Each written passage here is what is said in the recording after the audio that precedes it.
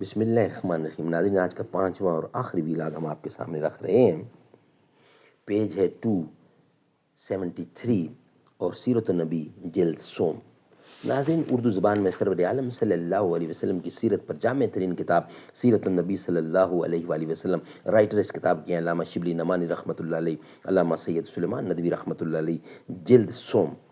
بسم اللہ الرحمن الرحیم۔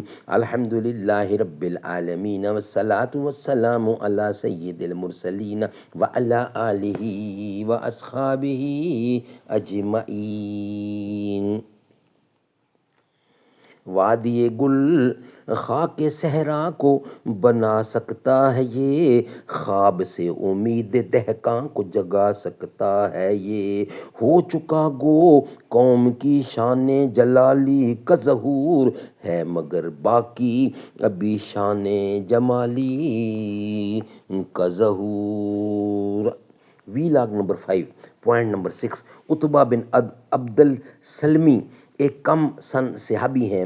ان سے ایک ہی سلسلہ سند کے ذریعے سے حاکم، دارمی، ابو علی ابن عساکر اور ابن حنبل نے واقعہ کی یوں روایت کی ہے کہ آپ نے فرمایا، ایک دن میں اپنے رضائی بھائی کے ساتھ بکریاں چرانے گیا، کھانا ساتھ نہ تھا، میں نے اس کو ماں دایا کے پاس کھانا لانے کے لیے بھیجا، وہ گیا تو دیکھا کہ گدھ کی طرح کہ دو پرندے آئے، ایک نے دوسرے سے کہا کہ یہی ہے، دوسرے نے کہا ہاں، پھر دونوں نے جھپٹ کر مجھے پکڑا اور زمین پر پچھاڑ کر میرا پیٹ چاک کیا اور اس میں سے دو سیاہ جمے ہوئے خون کے قطرے نکالے اور برف اور ٹھنڈے پانی سے دھویا۔ یہ حاکم کے الفاظ ہیں۔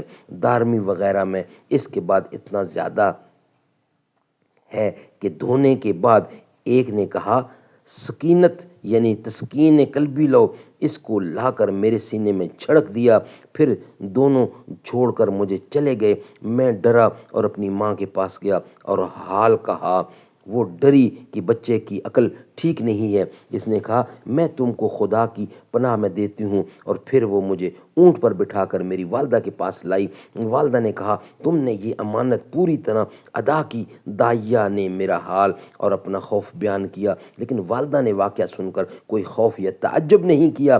فرمایا، جب یہ بچہ پیدا ہوا تو میں نے دیکھا کہ ایک نور میرے بدن سے نکلا جس سے شام کے محل روشن ہو گئے۔ حاکم نے اس حدیث کو مسلم کی شرط کے مطابق کہا ہے، مگر واقعہ یہ ہے کہ اس سلسلے میں روایت کا پہلا مشترک راوی بقیہ بن ولید ہے، جس کو گو بذات خود بعضوں نے سکہ کہا ہے، تاہم اس پر سب کا اتفاق ہے کہ وہ سخت بے احتیاط تھا۔ ابن مبارک کہتے ہیں، وہ راست گو ہے، مگر وہ آگے پیچھے کے ہر شخص سے روایت لے لیا کرتا تھا۔ ابن اینیا کہتے ہیں، بقیہ سے روایت احکام کی روایتیں نہ لیا کرو، ثواب فضائل کی روایتیں خیر لے لیا کرو۔ امام ابن حنبل اور امام یحییٰ کا قول ہے کہ اگر وہ مشہور لوگوں سے روایت کرے تو خیر، ورنہ مت کرو۔ ابو حاتم کہتے ہیں کہ اس کی حدیث لکھی جائے مگر وہ دلیل میں نہ پیش کی جائے۔ امام نسائی فرماتے ہیں، جب وہ اخبرنا اور حدثنا کہے تو خیر، اور جب ان بیان کرے تو نہ لو، زیاد رہے کہ یہ روایت مذکور بے طریق ان ہی ہے۔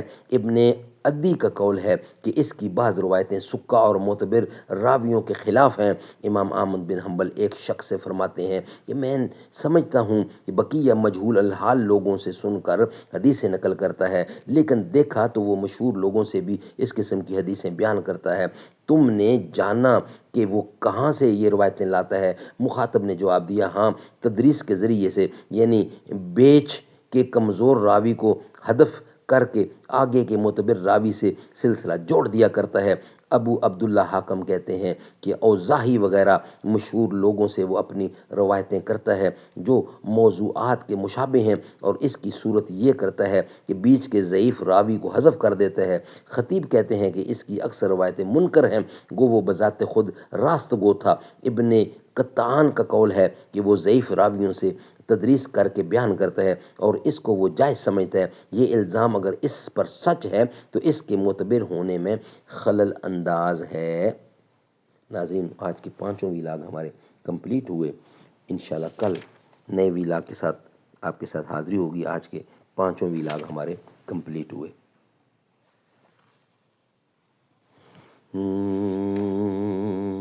حسبی ربی جل اللہ ما فی قلبی غیر اللہ نور محمد صلی اللہ لا الہ الا اللہ.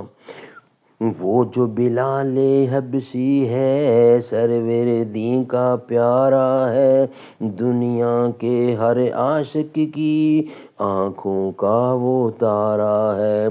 ظلم ہوئے کتنے اس پر سینے پر رکھا پتھر لب پہ پھر بھی جاری تھا لا الہ الا اللہ. حسبی ربی جل اللہ ما فی قلبی غیر اللہ نور محمد صلی اللہ لا الہ الا اللہ.